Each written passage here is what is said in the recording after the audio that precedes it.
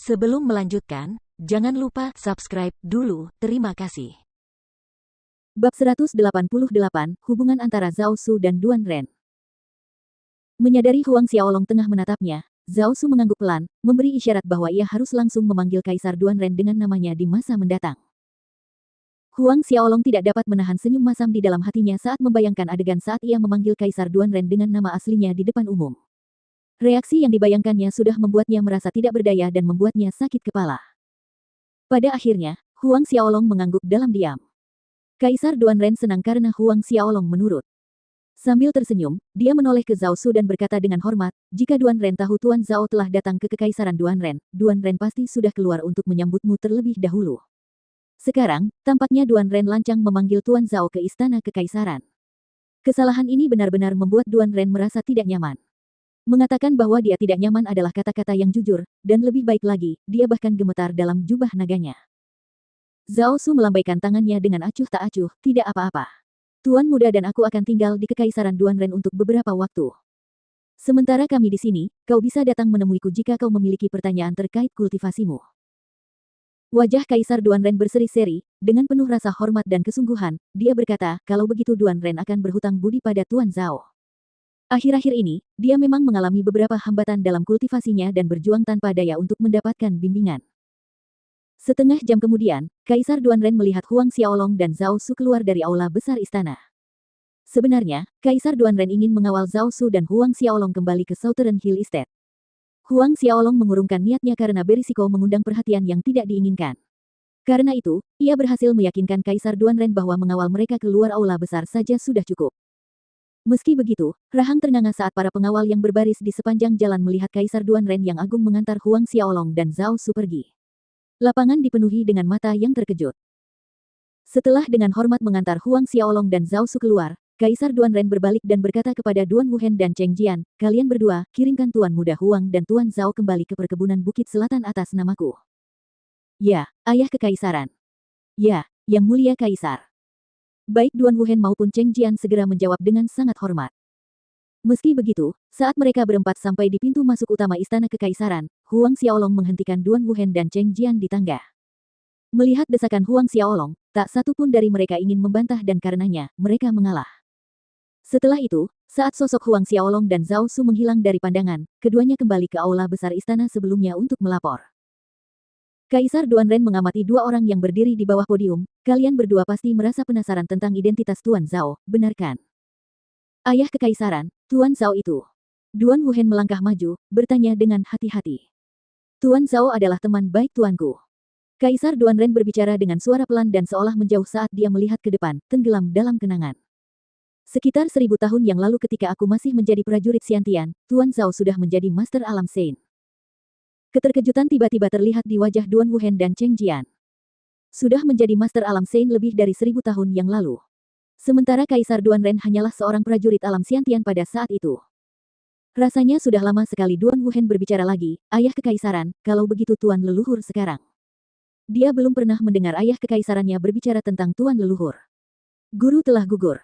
1000 tahun yang lalu, beliau dikepung oleh musuh. Saat itu, Tuan Zhao bergegas datang dan menyelamatkan saya. Jika bukan karena Tuan Zhao, saya pasti sudah mati seperti guru tahun itu. Kaisar Duan Ren menghela napas, karena memperhatikan kepentingan guru, Tuan Zhao merawat saya dengan baik setelah beliau menyelamatkan saya, membimbing kultivasi saya selama belasan tahun. Lebih dari 1000 tahun telah berlalu begitu cepat. Duan Wuhen dan Cheng Jian saling bertukar pandang. Hal seperti itu terjadi. Jika itu benar, maka Tuan Zhao bukan hanya tetua ayah kekaisaran, dia juga penyelamat ayah kekaisaran. Selain itu, dia juga setengah guru. Tidak heran ayah kekaisaran memperlakukan Tuan Zhao dengan penuh hormat dan sangat gembira saat mereka bertemu. Duan Wuhen berpikir dalam hati.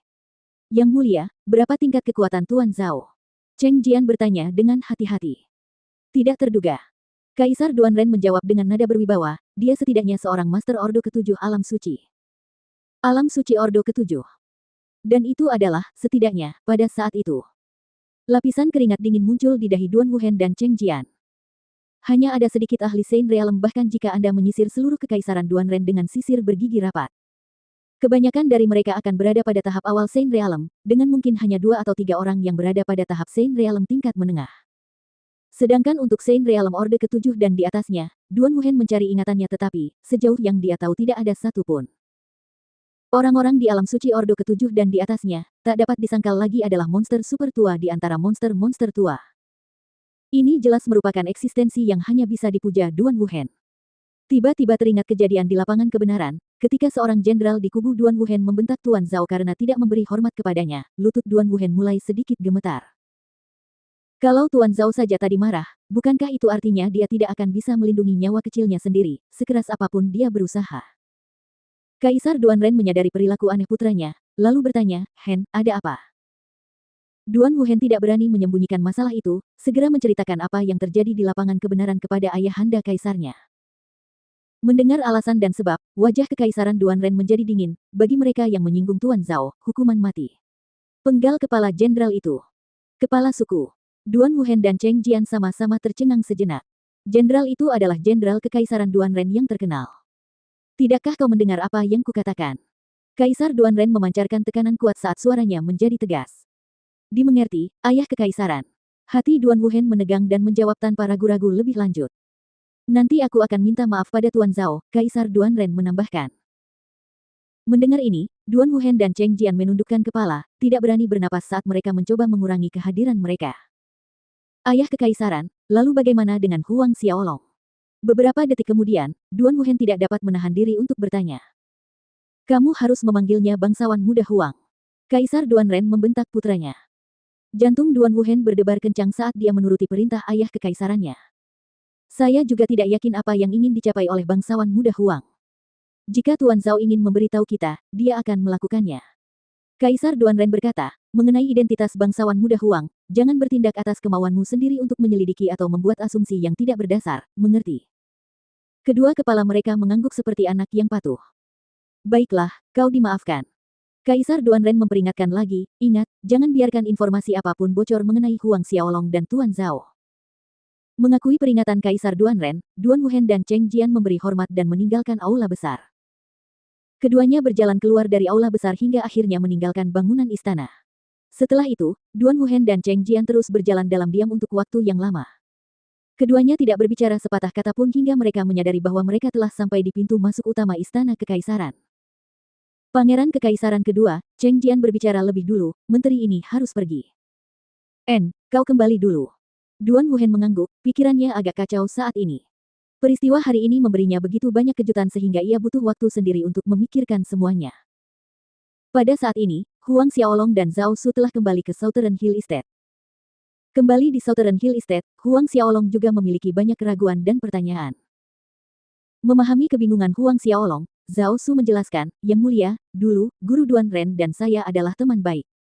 Zhao Su kemudian menceritakan kejadian tahun itu kepada Huang Xiaolong. Pertama menjelaskan bahwa guru Kaisar Duan Ren dikelilingi oleh musuh, lalu setelah itu dia datang dan menyelamatkan Duan Ren dari bahaya. Reaksi Huang Xiaolong mirip dengan Duan Wuhen dan Cheng Jian. Dia akhirnya mengerti hubungan Zhao Su dengan Kaisar Duan Ren. Ketika mereka memasuki aula besar, Yuming dan Fei Hao terlihat menunggu dengan sabar. Sambil menatap Huang Xiaolong dan Zhao Su, Yuming dan Fei Hao menyapa mereka dengan hormat. Huang Xiaolong tidak lupa bertanya tentang kemajuan dalam mengatur migrasi keluarga Huang ke kota kekaisaran. Setelah selesai mendengarkan laporan Yuming dan Fei Hao, Huang Xiaolong meminta izin pada mereka bertiga, mengaktifkan cincin pengikat dewa, dan memasuki medan perang kuno. Di medan perang kuno, Huang Xiaolong mengambil pil roh tingkat 7 yang dimurnikan dari lelaki tua berpakaian hitam keluar dari cincin Asura.